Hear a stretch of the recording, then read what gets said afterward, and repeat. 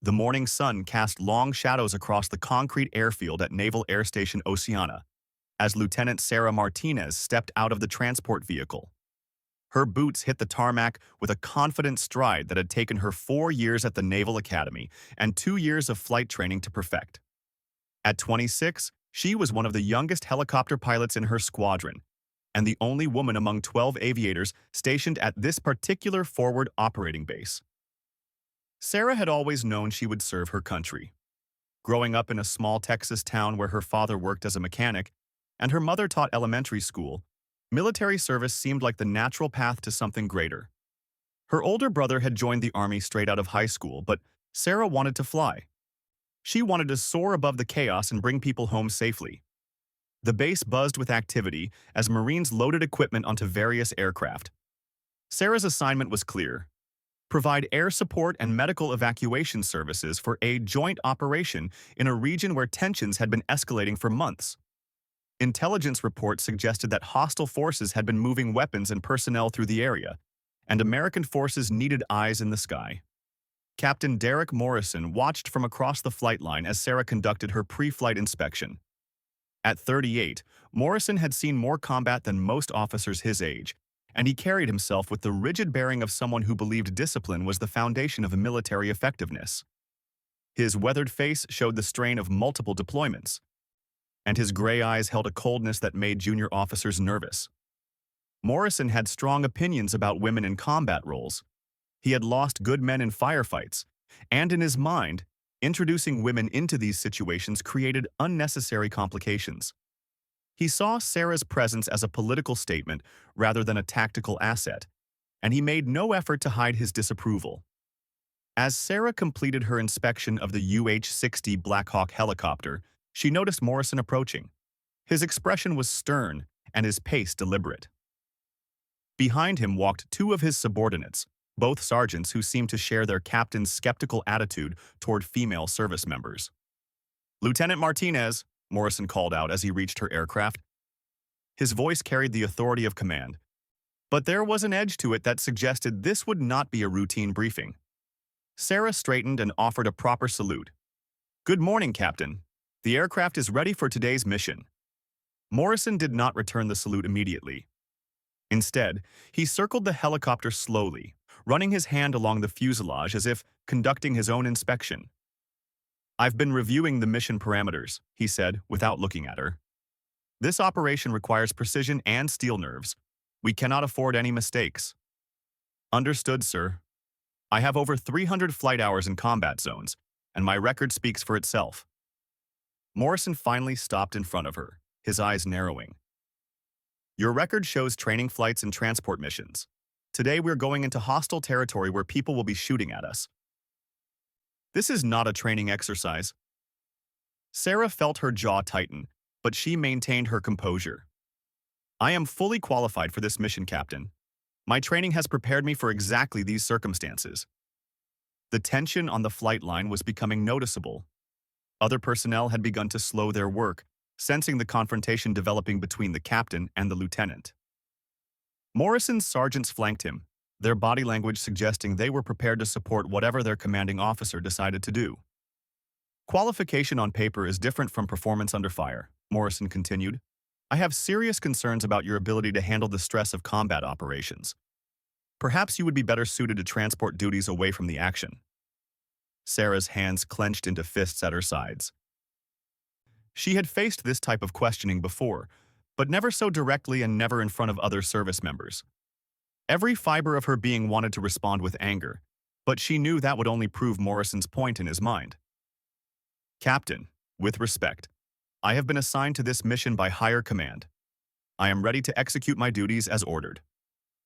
Morrison stepped closer, his voice dropping to a low growl that only Sarah could hear clearly. "Higher command is not here on the ground.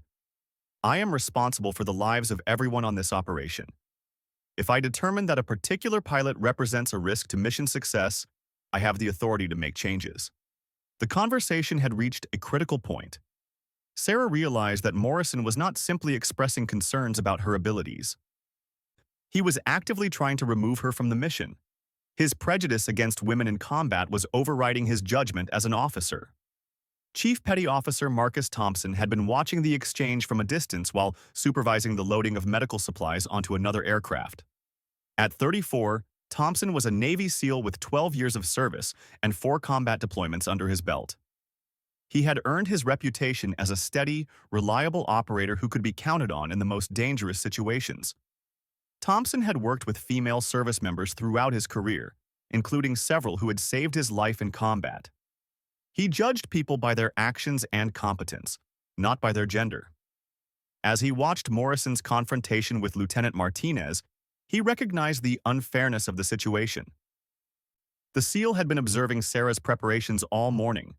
He had noticed her thorough approach to pre-flight checks, her confident handling of the aircraft systems, and her professional demeanor with the crew chief. Everything he saw suggested that she was a competent pilot who took her responsibilities seriously. Thompson finished directing his team and began walking toward the helicopter where Morrison continued to question Sarah's fitness for duty. His movement was casual, but his eyes were alert. He had dealt with officers like Morrison before, men whose personal biases interfered with their professional judgment. As Thompson approached, he could hear Morrison's voice rising slightly. "I am telling you, Lieutenant, that I have reservations about your participation in this operation. Perhaps you should consider stepping aside voluntarily rather than forcing me to make this an official matter." Sarah's face had flushed with anger, but her voice remained steady. "Captain Morrison, I will not voluntarily remove myself from an assignment that I am qualified to perform. If you wish to replace me, you will need to provide specific, documented reasons to my commanding officer." Morrison's face darkened at what he perceived as insubordination. His right hand moved to rest on his sidearm, a gesture that was supposedly casual but carried an implicit threat. The movement was subtle, but it was noticed by several people on the flight line, including Thompson. The SEAL quickened his pace slightly. He recognized that the situation was escalating beyond a simple disagreement about mission assignments. Morrison's hand position suggested that he was considering using his authority as a senior officer to physically intimidate a subordinate. Sarah noticed the captain's hand movement as well, and for the first time since the conversation began, she felt a flash of genuine fear. She had heard stories of male officers who used their physical presence to intimidate female service members, but she had never experienced it directly. Morrison was larger than she was, and his position gave him significant power over her career. "Captain," she said carefully, "I believe we should discuss this matter with the mission commander. There are proper channels for addressing concerns about personnel assignments." Morrison stepped even closer, now well within her personal space. His hand remained near his weapon, and his voice carried a menacing tone. "I am discussing it with you right now, Lieutenant. You have 2 choices. Remove yourself from this mission, or I will remove you myself." The threat was now explicit. Morrison was using his rank and physical presence to coerce a subordinate officer. Several enlisted personnel had stopped their work entirely to watch the confrontation, unsure whether they should intervene or stay out of a dispute between officers. Thompson was now close enough to hear every word. He could see the fear in Sarah's eyes, despite her efforts to maintain her composure. He could see Morrison's aggressive posture and the threatening position of his hand. Most importantly, he could see that this situation was about to spiral completely out of control. The SEAL made a decision. His own career could be damaged by intervening in a dispute between officers, but he could not stand by and watch Morrison abuse his authority.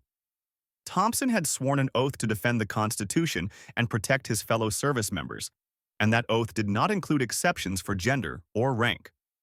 As Morrison's hand began to move toward his sidearm in what appeared to be a deliberate gesture of intimidation, Thompson stepped forward and spoke in a clear, calm voice that carried across the flight line. "Captain Morrison, Chief Thompson here. I need to discuss some equipment modifications for Lieutenant Martinez's aircraft that will affect today's mission parameters." The intervention was perfectly timed and professionally delivered. Thompson had given Morrison an opportunity to step back from the confrontation without losing face, while also making it clear that the situation was now being observed by a senior enlisted leader. Morrison's hand froze halfway to his weapon. He turned to look at Thompson, his expression showing surprise and irritation at the interruption. For a moment, the three service members stood in a triangle of tension on the busy flight line, the outcome of their encounter hanging in the balance. The morning sun continued to climb higher in the sky, and the sounds of aircraft engines and shouted commands filled the air around them. In a few hours, they would all be flying into a combat zone where their lives would depend on trust, competence, and mutual support. The confrontation playing out on the tarmac would determine whether that mission would be conducted by a unified team or by individuals whose confidence in each other had been shattered before they ever left the ground. Sarah felt a wave of relief as Thompson's presence changed the dynamics of the situation. She recognized that the SEAL was offering Morrison a way to back down without admitting fault, while also making it clear that the captain's behavior was inappropriate. Morrison looked between Thompson and Sarah, calculating his next move. The arrival of a witness, particularly a respected SEAL, complicated his ability to continue intimidating the lieutenant. He was faced with a choice: escalate the confrontation and risk his own career, or find a way to withdraw while maintaining some measure of authority. The captain's hand slowly moved away from his sidearm as he processed Thompson's words about equipment modifications. He realized that continuing his aggressive behavior in front of the SEAL would likely result in an official report that could end his military career. "What modifications?" Morrison asked, his voice still cold, but no longer openly threatening. Thompson moved smoothly between Morrison and Sarah, his body language respectful but firm. "Sir, we need to discuss some changes to the medical equipment configuration that will affect weight distribution and mission protocols. It would be helpful if we could review these changes with Lieutenant Martinez before the briefing." The intervention was masterfully executed. Thompson had provided a legitimate military reason for interrupting the confrontation while making it clear that he intended to stay involved until the situation was resolved safely. Morrison stared at Thompson for a long moment, recognizing that he had been outmaneuvered by someone with the skill and experience to do it subtly. The captain was faced with a choice between admitting his inappropriate behavior or accepting Thompson's face-saving offer. "Very well," Morrison said finally, "but I want a full briefing on any changes that affect mission parameters." "Absolutely, sir," Thompson replied. "Lieutenant Martinez and I will coordinate with the mission commander to ensure everyone is informed of any modifications." Morrison nodded stiffly and stepped back from Sarah. His expression showed that he was not pleased with the outcome, but he recognized that he had been prevented from making a serious mistake. Without another word, he turned and walked away, his subordinates following behind him. As Morrison disappeared into the operations building, Sarah let out a breath she did not realize she had been holding. Thompson remained beside her, his presence calm and reassuring. "Thank you, Chief," she said quietly. "That situation was getting out of control." Thompson nodded. "Captain Morrison is a good officer in many ways, but he has some blind spots.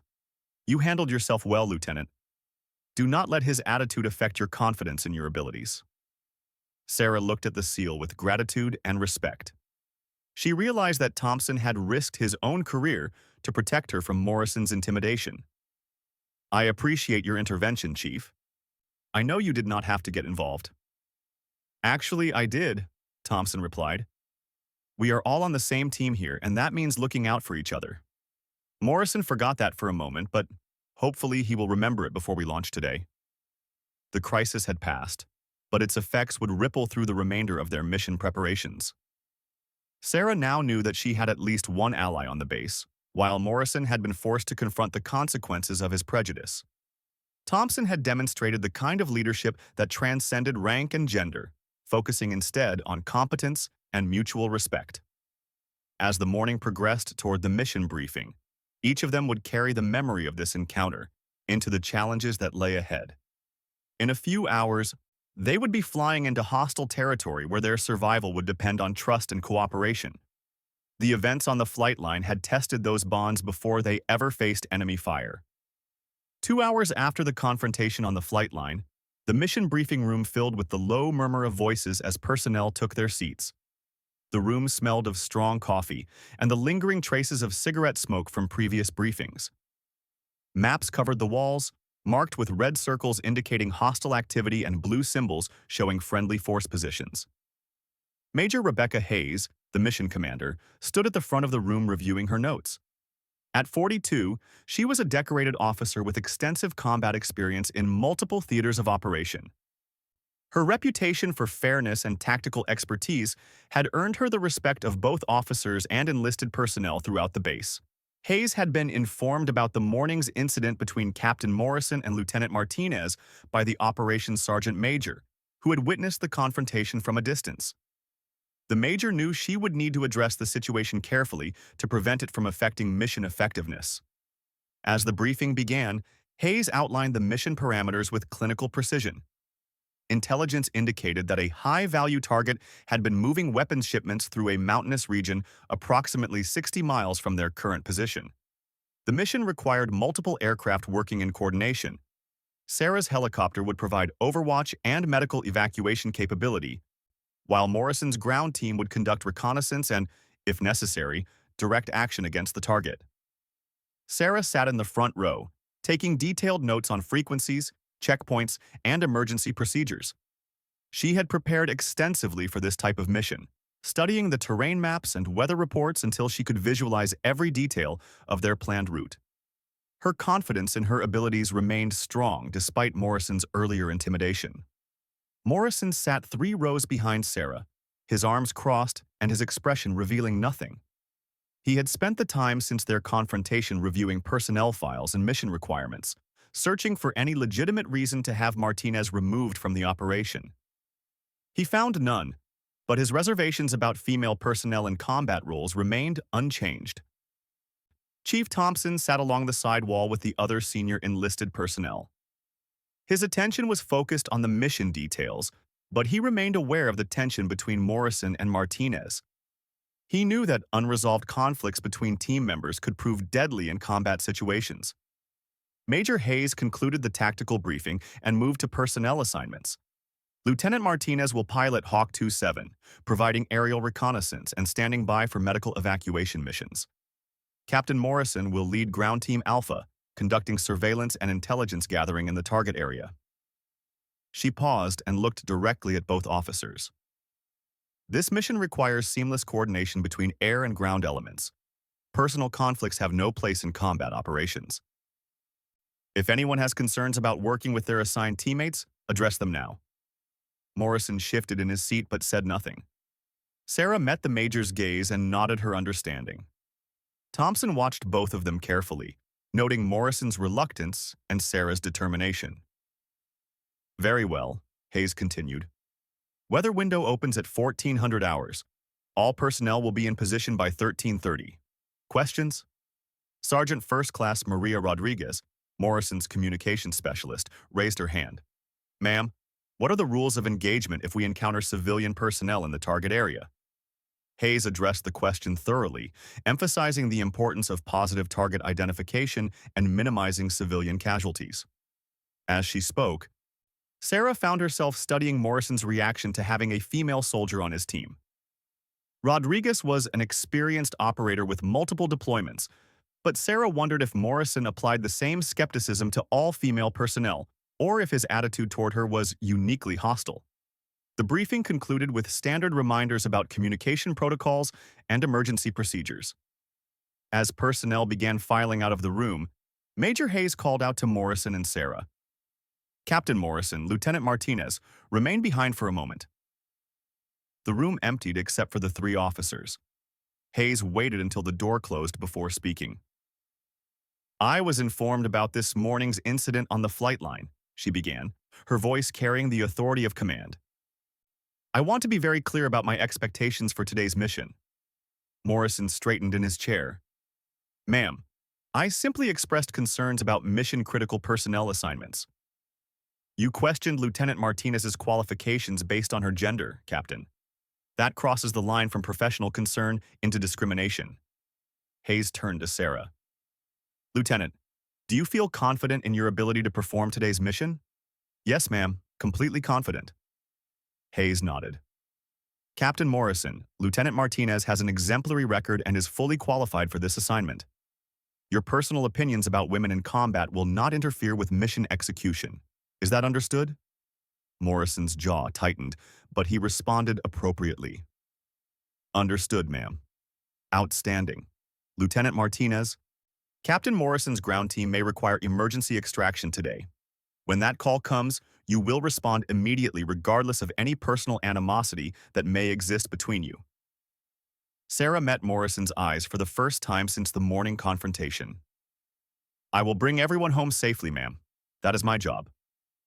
Hayes dismissed them both, but her message was clear. Professional competence would take precedence over personal prejudice. The afternoon sun beat down on the flight line as final preparations began.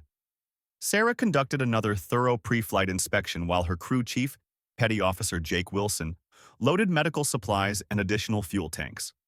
Wilson was a 20-year veteran who had worked with dozens of pilots during his career, and his assessment of Sarah was entirely positive. Lieutenant, I've flown with some real cowboys in my time, Wilson said as he secured a stretcher in the cabin. You are solid. Do not let anyone tell you different.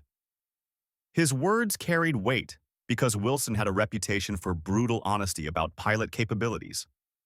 He had refused to fly with officers he considered dangerous, and his endorsement meant something to the other enlisted personnel on the flight line. As Sarah completed her checklist, she noticed Chief Thompson approaching with a small package. Additional medical supplies, he explained, handing her a sealed bag. Some of my teammates have specific requirements for their aid kits. Sarah accepted the package, recognizing that Thompson was again finding a reason to check on her well-being. Thank you, Chief. I appreciate your support today. Thompson studied her for a moment. You know, Lieutenant, I have worked with Captain Morrison on 3 previous operations. He is a competent officer, but he has some outdated ideas about military service. Do not let his attitude shake your confidence. It has not, Sarah replied firmly. I know what I am capable of, and I will prove it today if necessary. Thompson nodded approvingly. I believe you will. Just remember that the mission comes first, regardless of personal conflicts. Across the flight line, Morrison was conducting his own final preparations with Ground Team Alpha. His team consisted of 6 experienced soldiers and Marines, including Sergeant Rodriguez and Staff Sergeant Mike Chen, a demolitions expert with multiple combat tours. Chen had been watching Morrison's behavior since the morning briefing, and he was concerned about his captain's attitude toward their air support. Chen had worked with female pilots before, including one who had extracted his team from a firefight when no one else could reach them. Captain, Chen said quietly as they loaded their gear into the transport vehicle. Lieutenant Martinez has a solid reputation. The crew chiefs speak highly of her abilities. Morrison looked at Chen sharply. I am not questioning her flying skills, Sergeant. I am concerned about her reaction under enemy fire. With respect, sir, we will not know that until it happens. In the meantime, she is our lifeline if things go bad out there. Rodriguez overheard the conversation and decided to add her perspective. Sir, I have flown with Lieutenant Martinez on 2 previous missions. She performed flawlessly both times, including one night extraction under small arms fire. Morrison was surprised by this information. You did not mention this in your personnel file review. You did not ask, Captain. You seem to have already made up your mind about the lieutenant's capabilities. The exchange was respectful but pointed. Morrison realized that his own team members disagreed with his assessment of Sarah's fitness for duty. The recognition forced him to consider whether his judgment was being influenced by bias rather than facts. At 13:30 hours, both aircraft were airborne and heading toward the target area.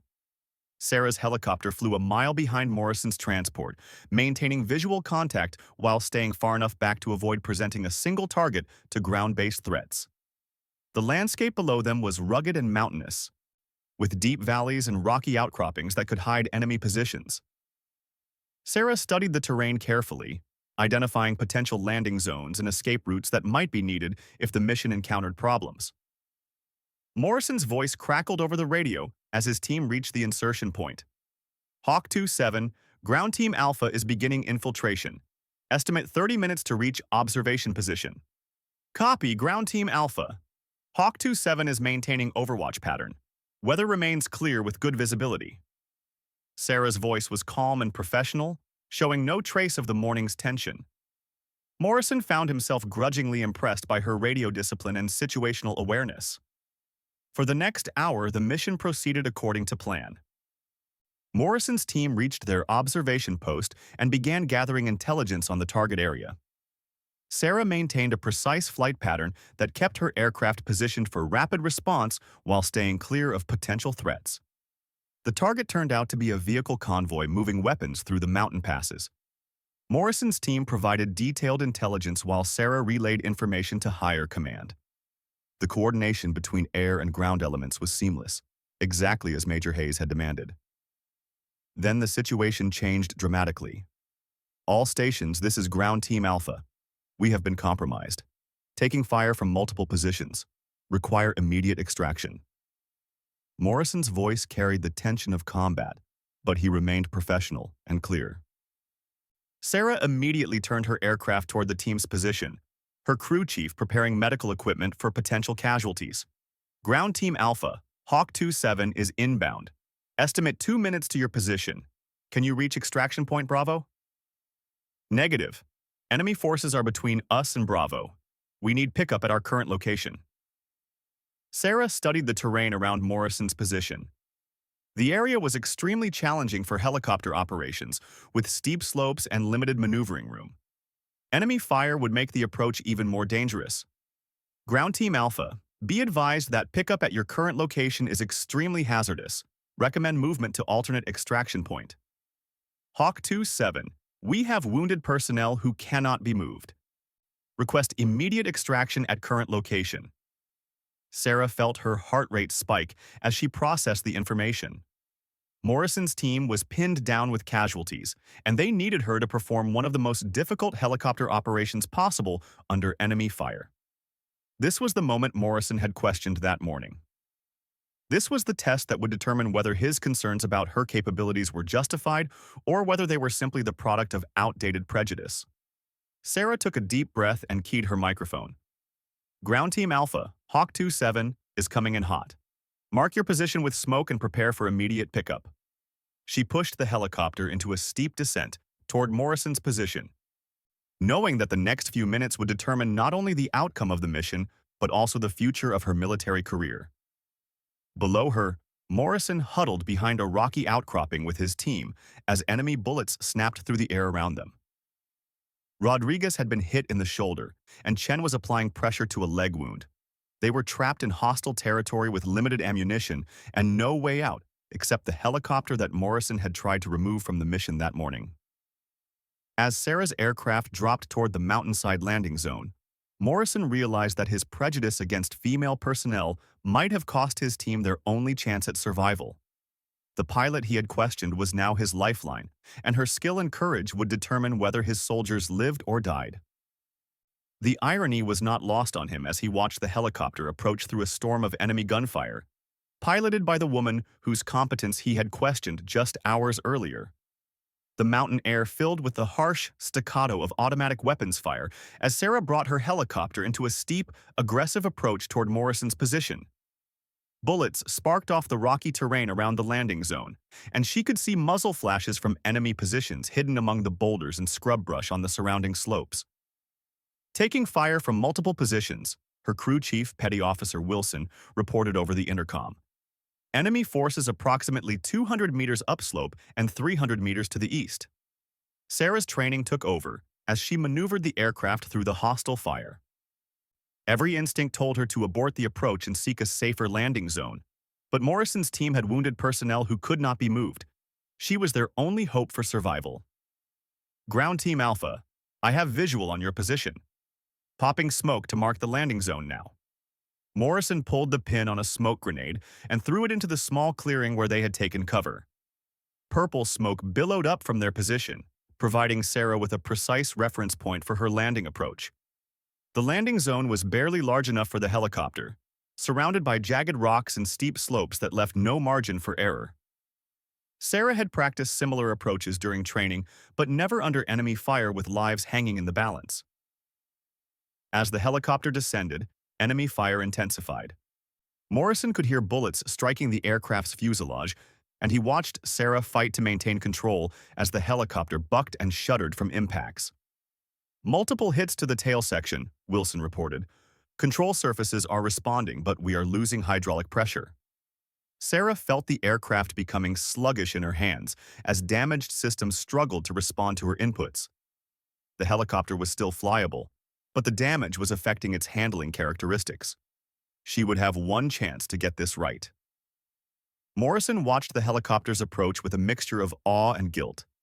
The pilot he had tried to remove from the mission that morning was now risking her life to save his team, flying a damaged aircraft through intense enemy fire to reach them. "Rodriguez, how are you holding up?" Morrison called to his wounded communications specialist. "Still breathing, Captain," Rodriguez replied through gritted teeth. Blood seeped through the bandage on her shoulder, but she managed to maintain her sense of humor. "Just tell that pilot to hurry up before these guys get lucky with their aim." Staff Sergeant Chen had finished treating Rodriguez's wound and was now applying a tourniquet to his own leg injury. "Captain, we need to be ready to move fast once that bird touches down. This landing zone is going to be hot." Morrison nodded, realizing that his team's survival depended entirely on the skill and courage of the woman whose competence he had questioned. The irony was bitter, but there was no time for self-recrimination. Sarah flared the helicopter just above the rocky ground, bleeding off airspeed while fighting to maintain control of the damaged aircraft. The rotor wash kicked up clouds of dust and debris that mixed with the purple smoke to create a chaotic visual environment. Enemy fire continued to pour into the landing zone as the helicopter settled onto the uneven terrain. Sarah felt the aircraft's weight transfer to the landing gear, but she kept the engines at flight power, ready for immediate takeoff. "We are down," she announced over the radio. "Ground team, you have 60 seconds to get aboard before I have to take off." Morrison did not need the reminder. He and his uninjured team members immediately began moving Rodriguez and Chen toward the helicopter while laying down suppressive fire against enemy positions. Chief Thompson, monitoring the mission from the operations center back at base, felt his chest tighten as he listened to the radio traffic.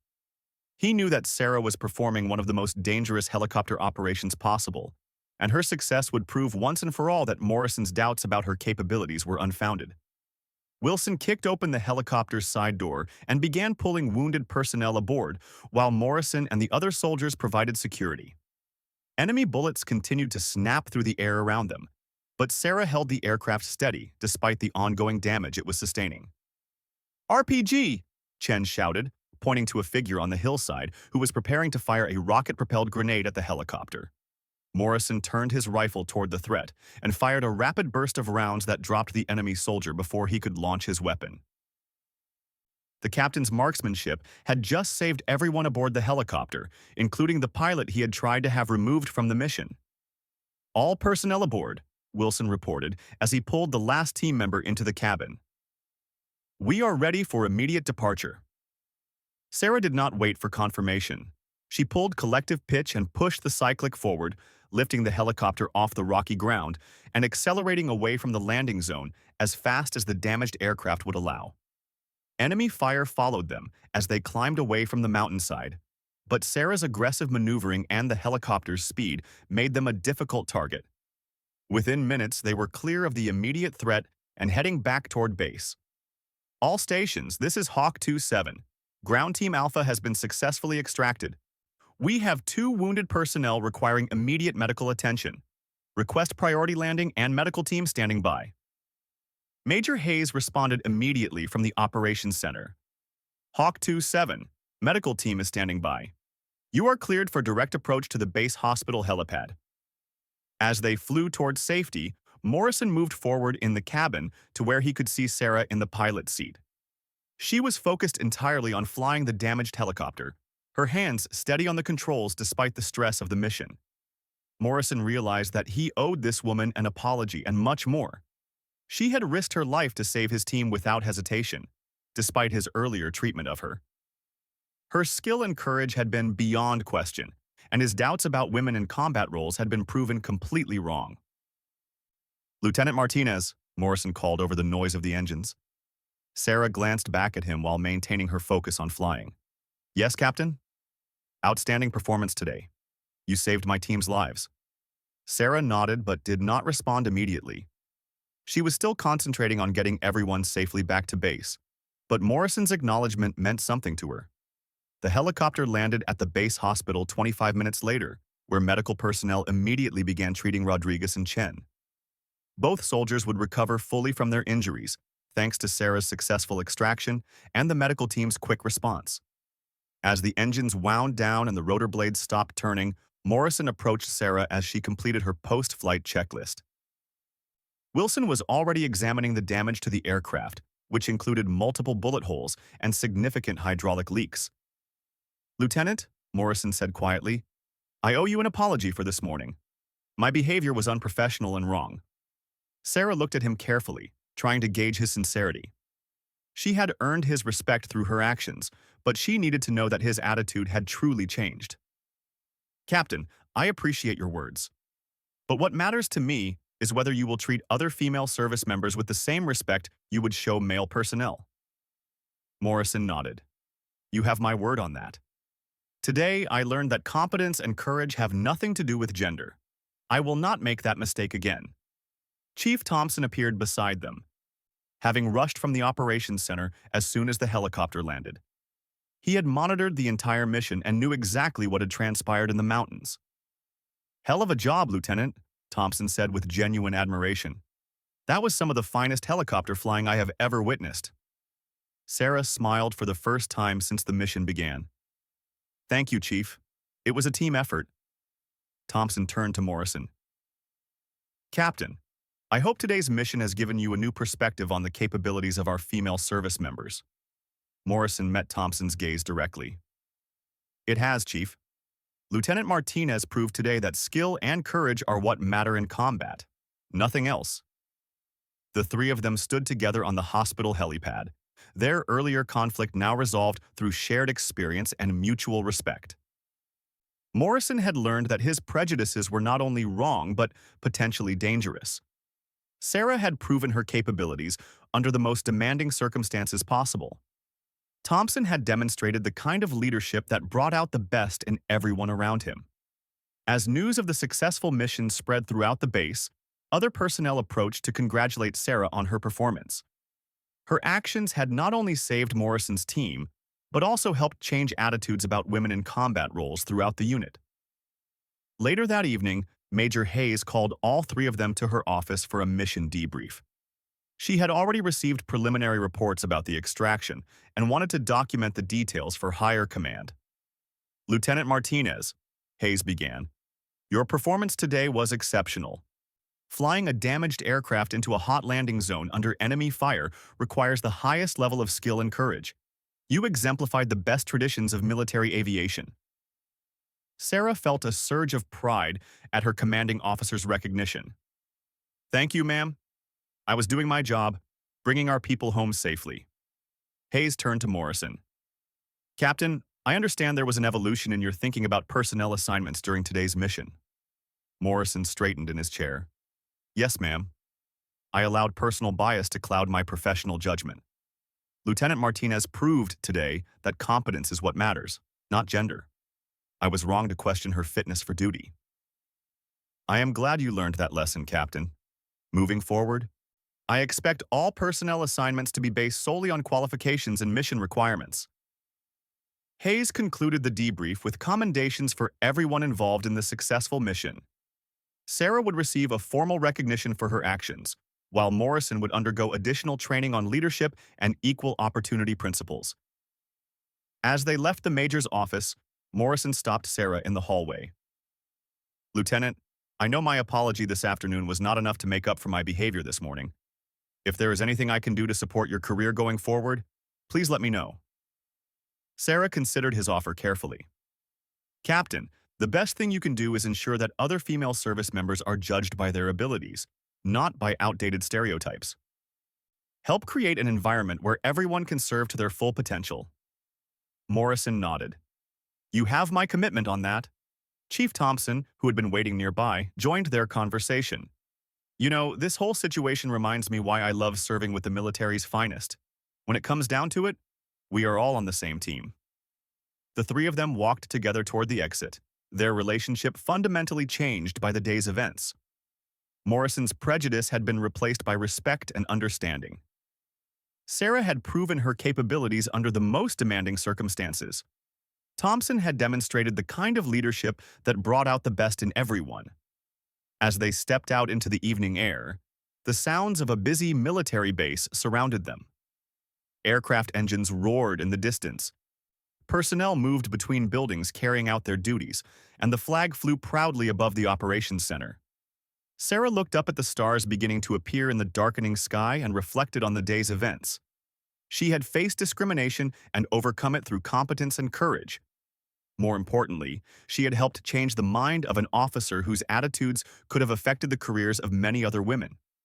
Morrison walked to his quarters thinking about the lesson he had learned. His narrow-minded views about women in combat had nearly cost him the services of one of the finest pilots he had ever worked with. He was grateful for the opportunity to learn and grow, even though it had come through a difficult experience. Thompson headed to the communications center to file his own report on the mission. As a senior enlisted leader, he knew that his observations about leadership and teamwork would be valuable to other units facing similar challenges. The successful mission had demonstrated that military effectiveness depended on the contributions of all service members, regardless of gender. Sarah's courage and skill had saved lives while proving that competence was the only qualification that mattered in combat. The bonds forged through shared adversity would last throughout their careers, serving as a reminder that the military's greatest strength lay in its diversity of talents and perspectives united by common purpose and mutual respect.